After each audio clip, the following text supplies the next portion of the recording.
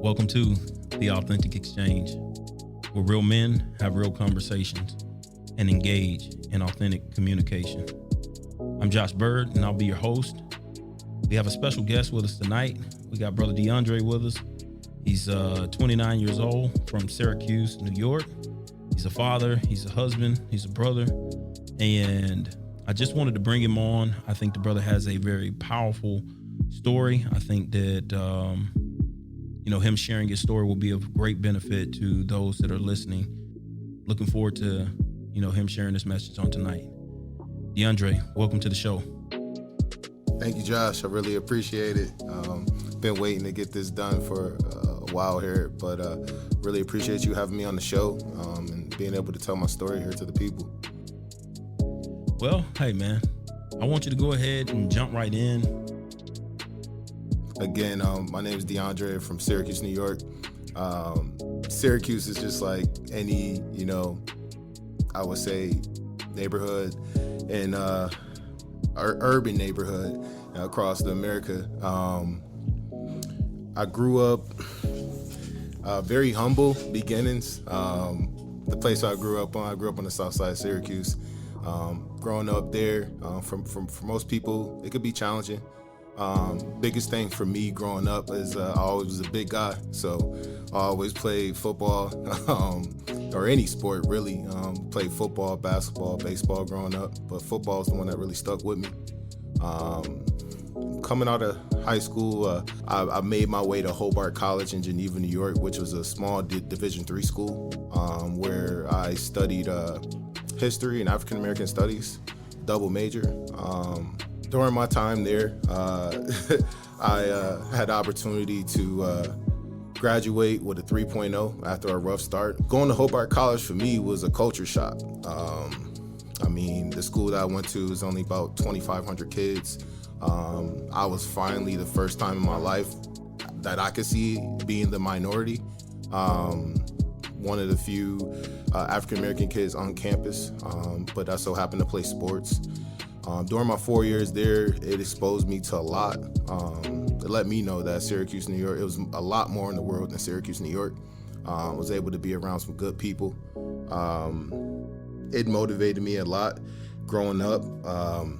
Just when I left Hobart, that was the growing up for me. The reason why I feel like I am who I am today comes a lot to do with like my upbringing as a child. And even now, like me, Josh, we have conversations all the time, about life, and for me, life didn't start becoming a real thing until, I had to start putting responsibility on myself. I'm one person that I'm a very serious person. So everything is full go. I'm always analytical about different things. I just remember being in college and having the opportunity my senior year of even think about playing professional football in the NFL and seeing the different coaches at practices every day and just being that exposure. I know a lot of kids where I come from, they're like, man, that's, NFL, that's a big dream. But for me, it was humbling because I really didn't want that.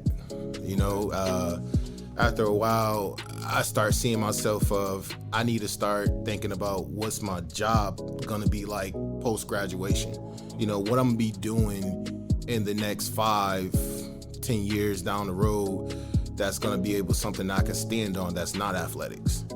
That's always been my biggest thing when I was in school was what I'm gonna do post-graduation, because the field that I did in college is double major in history and African Studies. Typically you become a teacher. Okay. Everyone's like, oh, so you're gonna become a teacher after college? And I'm just like, maybe, because at the time I was doing a lot of volunteering coaching at my old high school, and I seen what it was like, but I knew teaching wasn't for me. I like kids. I love young kids, love being around them. But I just knew, I felt like it was more in this life for me than just being a teacher. And there's no offense to any teachers out there. No offense in the world. I just knew it wasn't for me. Coming from where I come from, I knew I wanted to make a lot of money. And Why is that? because at the time I felt like if you had a lot of money, you had security. So my biggest thing is I wanted to always be secure and bouncing around a little bit. That's the biggest thing that I always wanted. I always told myself when I get older, my kids won't go through what I'm going through right now. Even though it wasn't that bad, for me, maybe as a kid, it seemed like it was a little overblown, but, as I got older, I was like, yeah, I'm gonna have this money. And, everybody in my family always said, like, you're gonna go to NFL and you're gonna take care of your grandmother, your mother, and everyone. And I'm one person that's always trying to help people. Like, that's my favorite thing to do is help people. To a fault sometimes. So let me ask you this, man, okay? As a man, do you feel like, hey, this desire for security, this desire to help people, to make sure that, the folks around me are good, do you feel like that has impacted you in a positive way, a negative way? Has it ever felt overwhelming? Because I can definitely identify with that need. You feeling like, you said sometimes you were looked at as the oldest, even though you weren't, have you ever felt like there was a lot of pressure on you to, be the person when people look at you like, hey man, you're the person that's going to go to the NFL, or you're the person that's you're going to make it. You know what I mean? When you get that label stamped on you, that can bring a lot with it. How did that affect you? I think it affected me both in a positive and a negative way. Okay. I would say positively because I'm the type of person, I'm real goal oriented. So for me, climbing the ladder is like me closing my goal. So like as I got older, of getting better opportunities, getting better jobs, and doing different things, it helped me in a positive way, but also helped me in a negative way because being the oldest and my desire of helping people sometimes put me in the fault because it puts a lot of pressure on me because I find myself taking on more than what I should. Okay. And I say more than I should because sometimes, when you're just trying to help people all the time, you forget to help yourself. Okay. Okay. And as a man, sometimes, you don't have the ability to be like, per se, like talk to anyone about these things. Okay. Like as far as like the pressures that I was going through with school and the pressures of trying to go to the NFL and be this just big savior for my family. It did get overwhelming sometimes because it'd just be like, man, this is a lot on my plate. It's a lot on my plate. But I think it molded me into the person I am today in a positive way because as I got older, I learned how to deal with the positive and the negative of helping people and just being there and this pressure of you're going to make it because I'm like the only person in my family that's went to college, to a 4-year college and graduate. So that pressure sometimes it got in the way, but I think it helped me in the long run also.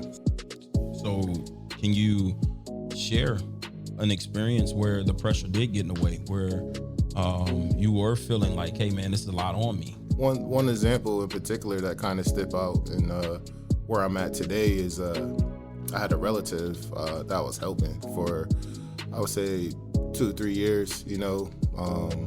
Anything that person needed, I would be there for him. I opened my door to him. Like I had roommates at the time, and I'm letting them stay on the couch and different things like that. And I just felt that, at the time, I was his only relative in the area that can help. Recently, it took a turn, as far as helping and realizing, doing too much for people. And also the pressure of helping people, because I had to learn a life example that, just because you want to help a person doesn't mean that you're the person that's supposed to help them. I recently opened a business, and this person, they particularly did the type of work that I did in the business. And for the first time, it took a turn for me because I helped this person for years. You know, I helped them with whatever they needed, ride, food, car, place to stay, you know, just helping them out. And the final time that I needed that same help in return, of them helping me with my business, it seemed like it took a turn for the worse. The love wasn't like reciprocated the way that I was giving it, you know, as far as like me being there, like, hey man, like anything you need, just call me. You know, when I had to call them, it wasn't returned the same. And it kind of like put a stab in our relationship. But even to this day, I still love the person, you know, still care about the person. But that's like the first time in my life where I was like, it like opened up something for me as far as learning how to deal with people that you're trying to help. And that's why I say sometimes for me, I help people to a fault too much because I forget about myself sometimes. You made an interesting statement, and you said, you know, the love wasn't reciprocated. I think sometimes it can be very interesting, just as a man. Sometimes we feel like we're doing so much for other people, we're helping people, and oftentimes people don't ask us about us. Oftentimes people don't check on us. Oftentimes people don't even, you know, see how we're doing. And so, you know, I kind of relate that to what you're saying in the sense that, you know, we show so much love, we provide, we do all of these different things for our family, for our friends, and oftentimes it's at the neglect of ourselves, and we, you know, wear ourselves out, we grind ourselves to the bone, you know what I mean, doing and helping and working and doing all of this stuff for other people. And when it's not reciprocated and you get to a place where you feel like you're by yourself, you know, how do you handle that? Well, I took a few different approaches during that time because for me, it was that pressure of helping that person, but also I had other people in my immediate family that I was helping that I felt like it was my job to help them. Like, you know, of course, everyone feels like it's their job to help their mother. You know, it's their job to help their brother, their sisters, especially for me being the only one that's quote unquote successful by, you know, you get the stamp of go to college, go to school, get a good job, that's success. And sometimes I think when people see that success, they don't understand what the individual actually went through. From the standpoint of, you know, it may look all glamorous, you know, it may look like I got a lot of money, it may look like I got all these resources, but I really don't. You know, I have them for my family and my house, because I do have 2 kids. I have a wife. And I think sometimes some people don't respect you when you're coming into your manhood. From the standpoint of, you know, I say when you, I'm not gonna say when you get married, you're a man, but you know, when you got a house that you providing for and kids that you're putting food in their mouths and a shelter over their head, anything that is not that, those 3 people or those 4 people, 3 people in my house, you know, you're taking something from them. You know, you're taking something from them, and whatever I'm giving you, you know, you should appreciate it, because I'm also like, I'm kind of putting my folks on the back burner helping you. And for me, I dealt with it with therapy. You know, I tried therapy because at one point in my time, and then, you know, in the last year or so, you know, I started questioning, what is my purpose? You know, what is my purpose? Like, I always used to want to be a nurse, but I wasn't a nurse. I ended up doing insurance. And so it was like, you know, insurance was like helping people. I did claims. I done sold insurance to people. I done underwritten things for people. And I was like, okay, I'm helping people. So I started trying to figure out, what is it, DeAndre? Like, for a while, I started seeing that, you know, helping people is not getting me nowhere.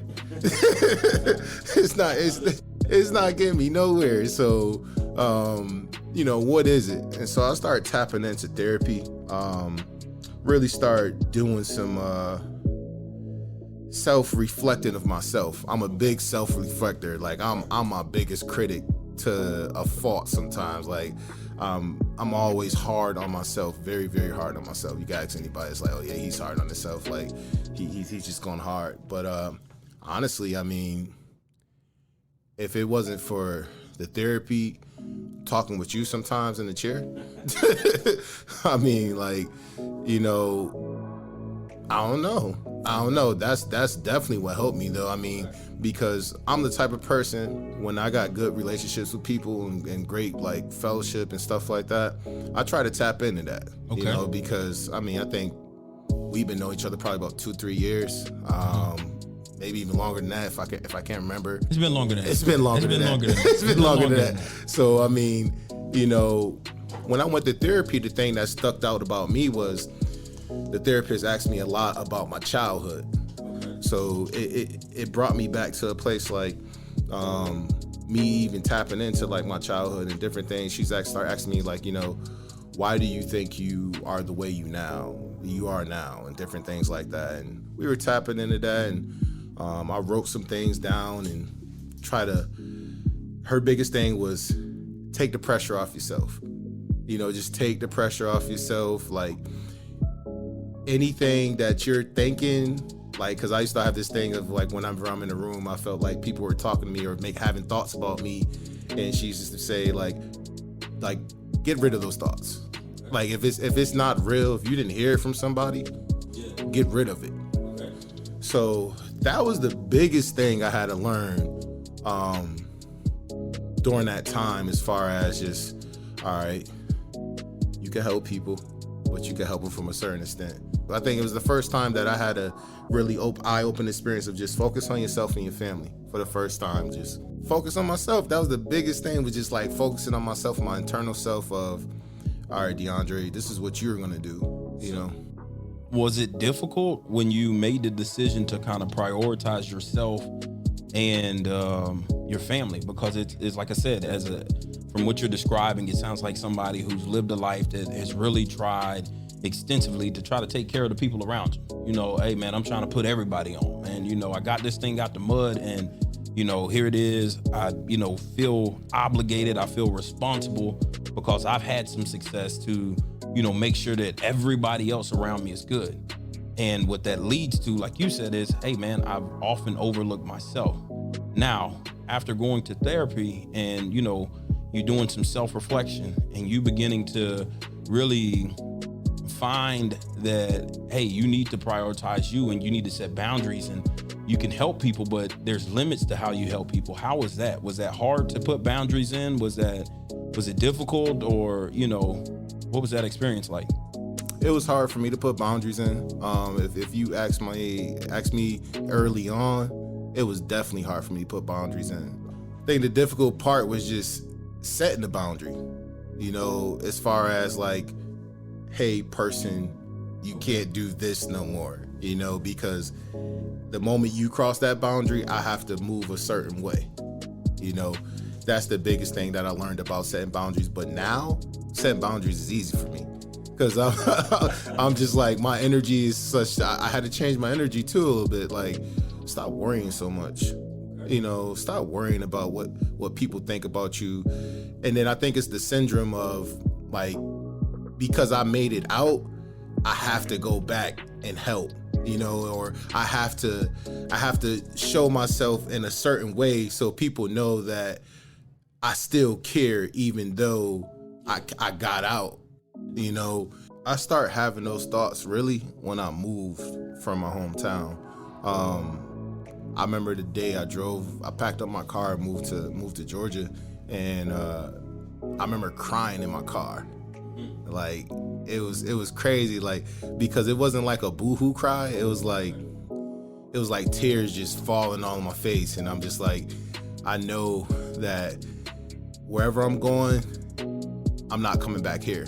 Wow. You know, I'm not coming back here. And then also, it did make me feel guilty when I used to go back. Like the first couple times I went back home, and seeing some of my friends and some of my close loved ones that I was around every day, and I'm just talking about my new life down in Georgia, and like, you know, the weather's this is so great, and just, you know, what I'm doing in my life is so great. I don't think I'll be able to do it if I was still here. You know, I did feel guilty. I used to feel guilty all the time. And I just went back home recently, and for the first time, I didn't feel guilty. Okay. Why do you think that is? I think it's the people that I surround myself with. Okay. When I went back home, and I remember talking to one of my best friends from high school, and I tell him all the time, you know, man, your mind bigger than this city. And I say that in the most humblest way possible. And I told him, like, you know, forgive me if I sound like I'm coming off any type of way. And he was like, man, why are you talking to me like that? Like, don't say that. Like, don't say, like, forgive me for coming off the type of way. Because I was like, I feel like, you know, it can sound pretty arrogant for somebody that made it out talking about all these issues and all these problems that's in our city, you know, with the youth, and different things, and how, like, we can really rise ourselves up to get out of it, you know. And for the first time, I didn't feel guilty, but before I used to feel guilty all the time, because it's like, why me? You know, why I'm the one that made it out? You know, why I'm the one that gets all this praise? I mean, because I would get praise from the school district, or I would get praise from everybody around me, like, oh, that's DeAndre. He handled his business. Like, you know, he played football. He went to 4-year school, and he's out of here now. You know, like, he's not here. He quote unquote made it. I want to go back a little bit. You know, I think you said that, you know, you started seeing a therapist. Okay. How was that? What was that decision like? Okay. Because I know in the Black community, you know, in the culture, you going to see a therapist, are you crazy? Is something wrong with you? Like, you know, hey man, he throw it off. You know what I'm saying? Like, you know, did you question yourself? Did you think something was wrong with you? Like, the stigma that's associated with it, how did you get past that to make the decision that, hey, you know what, I'm gonna do this and see what's up, see what it's about? It's so funny that you said what you said. I did feel like I was crazy a little bit. You know, I felt that what I was going through, only I went through it. And just like the stigma you say of, like, I'm not going to see a therapist to talk about my problems. I really don't got any problems. It took me probably 2-3 months of having those questions in myself to actually talk to the therapist. When I started talking to her, it helped me put things in perspective. The biggest reason why I wanted to talk to her, because at the time I found myself in a very depressed state, real angry, just real sarcastic, you know, just, again, not taking care of myself. Because I'm sorry to cut you off. When you said you were in a depressed state, what was that like for you? How did you feel? I know you said you were angry, you were, you know, not taking care of yourself. Describe that feeling if you can, because there are a lot of guys that deal with depression and don't realize that they're depressed. They don't understand, you know, why they feel or why they're behaving the way that they are. Can you describe what it was like for you? For me, I saw myself in a place where I would be looking on social media a lot. I would start comparing myself to things that I'm seeing on social media. It was a dark place, because it was like one of those feelings, like, you'd be sitting down and everyone be asking you, like, what's wrong? You'd be like, I don't know. I don't know. Like, I don't know. Everything could be good. Like, it could be a great day. I had a good day at work, had a good workout, whatever the case may be. But it was just something that's just like, man, it's something just not right. Like, I don't know. It's just something wasn't right. And for me to really realize I was going through something, it had me, like, having conversations with my wife. You know what I'm saying? And, like, she's big on therapy. Okay. So, you know, she was already going to see a therapist, and some of the things that she was talking to me about therapy, and I was just like, man, maybe I need to go see a therapist. And then at the time, you know, this was during COVID. So it's like, I'm used to going 8 hours a day somewhere, you know, working. now I'm at home working and doing those 8 hours. So for me, it really found caved in because I couldn't separate work and my regular life. It just felt like it was this movie that we was going through, of like just COVID, like when is this thing gonna end? And it felt like everything was closing in on me. Did you feel like you were withdrawn? Did you not want to be around other people or anything like that? Did you recognize any symptoms like that or anything like that? A little bit. I start, anytime somebody said they wanted to come over or anything, I just find a good reason not to. I would get invited to go places and I'd just be like, not today. Or I would agree to it early in the week and then the day of find a reason to say, oh, I can't make it. Tell me this, man. How would you describe how talking about what you were dealing with rather than keeping it bottled up inside and thinking about everything in your mind, how did talking help you? How did that ease the pain or help you deal with the stress? It helped me not make irrational decisions, emotional decisions. Sometimes just getting it out, you get a better perspective on what you're actually going through. Because, as humans, we have thoughts in our heads all the time, and some of those thoughts are good thoughts. Some of the thoughts is bad thoughts. Yeah. They could eat you alive. And the thing about me with communicating and talking, it helps me get it out. It helps me feel good, because a lot of times, like after I talk about it, I can see everything that I need out of a situation to move forward. I used to tell you all the time, like, it's this fear of like talking to another man about your problems, because as a man, you're told you can't talk about your problems. You talking about your problems like, what you, some type of soft guy? Yeah. Like you some type of soft guy. You don't talk about your problems. But I think embracing that fact of, I can talk. There's other like-minded people like me that may be going through the same thing I'm going through. And, some of the biggest things I've done ever overcame, it came from having conversations with people.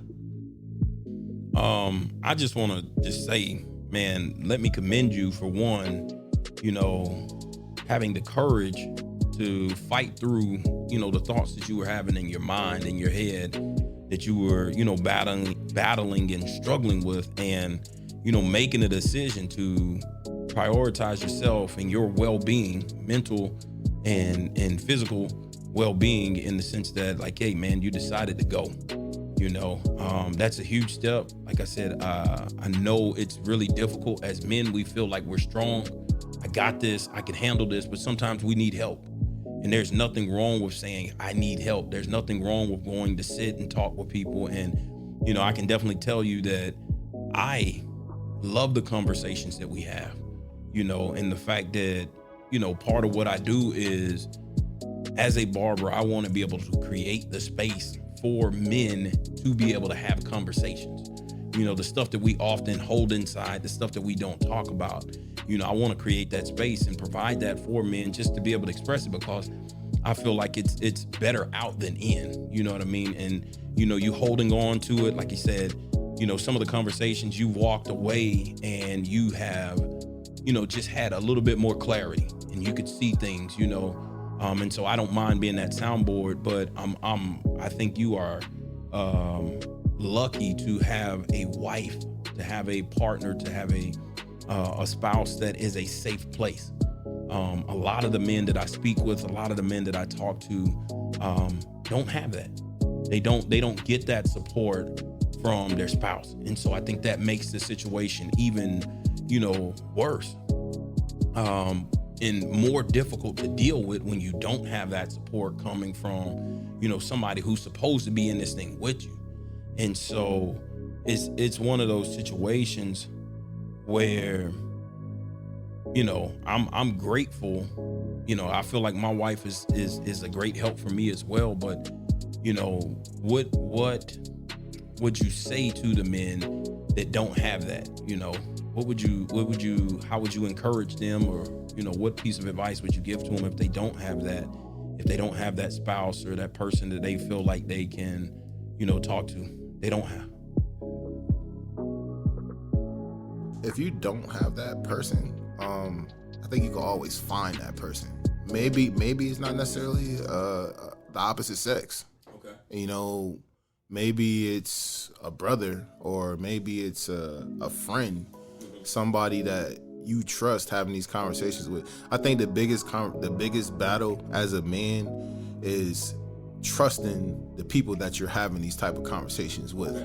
Because the biggest thing is like being judged, being perceived as weak.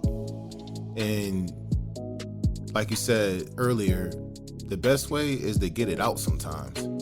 So if you don't got that person, maybe writing it down on a book, a piece of paper, or really reaching out to a therapist. There's nothing wrong with it. I mean, it was so crazy. I didn't even know that talk to a therapist was covered under my insurance. Oh, wow. Like as a free benefit for me to do a certain amount of time. So, I think if you don't have that person, look into therapy. There's nothing wrong with it. Like I'm telling you, like, and I did it a few times. It helped me a lot. Like I probably had about 4 sessions with a therapist, and it helped me so much. And it's more than just having a conversation, because she leaves you with points for you to work on for the next conversation, or to help you better yourself. And then, like I said, having other people to talk to. I talked to you, Josh. I talked to some of my close friends that I don't work with in the past. Just really tapping into people that's real people. Surround yourself with like-minded people. It's the best thing for you. Because you don't have to worry about the negativity when you got like-minded people around you, because that's when you can really sit down and have real conversations. Okay. Like real conversations with people on, hey man, I'm going through this. Like, you ever been through this before? Yeah. And you'd be surprised how many people actually been in the same situation like you. We need more fellowship as men, as black men. You know what I'm saying? So like, you need that. You really do need that, because since I've been here in Georgia, some of the fellowship I done had with some of the men that I done had, it's gonna be life forever. It's not going nowhere. I mean, so many of my brothers, I could just pick up the phone. What's going on, man? Like, what you been up to? Like, what you going on? What you got going on? And then I even, some of my friends that I done grew up with over life, we always just pick up the phone, see how checking in. Yeah. Checking in is cool. Checking in is cool. It's really powerful that you say that. That's part of the reason that I'm doing what I'm doing, and I want to be very intentional and purposeful about it, is because I think men need to be able to connect with other men and to build relationships and build that camaraderie, and just the fellowship, the brotherhood that comes with that. I think when we build that develops the trust that you spoke of before.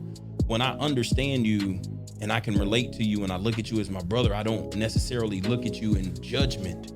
Oh man, you're dealing with this, you got this going on, like, damn, this is what he got going on or whatever. But I have a lot more empathy and compassion, and I can just listen and we can connect on a whole nother level, man. And I think, you were spot on when you said that.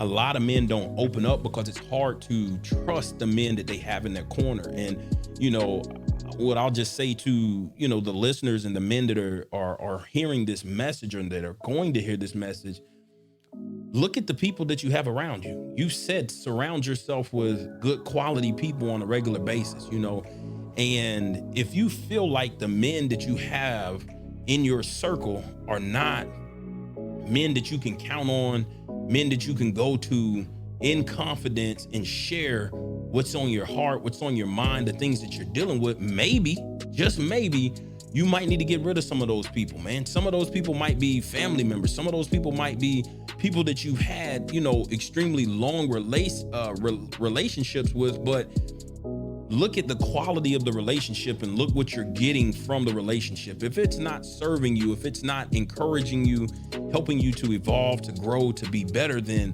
what's the point of having that relationship? What's the point of spending energy and time trying to cultivate a relationship that's not serving you? I'm glad that you said that. Checking in is cool, man.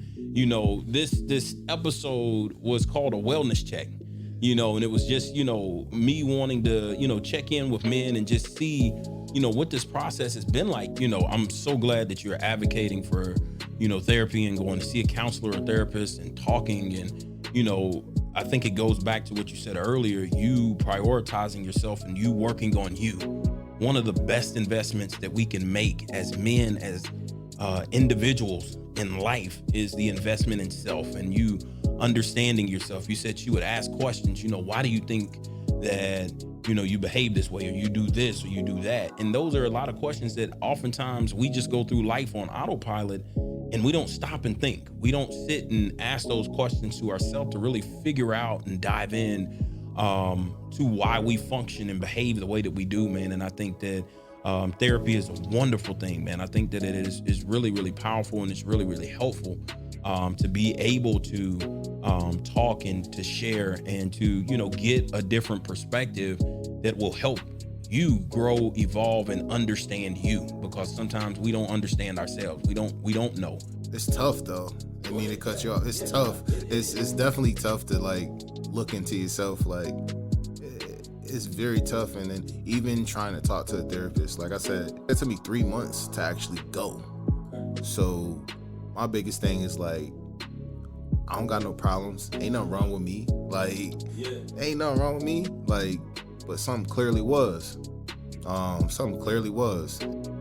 think that it's great that you were able to have that experience, because I think a lot of times people normalize pushing things or sweeping things under the rug and not dealing with stuff. We don't want to really deal with it. And we, put a Band-Aid on it. And, I've seen and I've talked to a lot of guys that, again, they've turned to alcohol, they've turned to, smoking, whether that's weed, whether that's, cigarettes or something like that. They've turned to sex, all of these different things, trying to fix or fill a void because of something that's going on, but they haven't looked inward.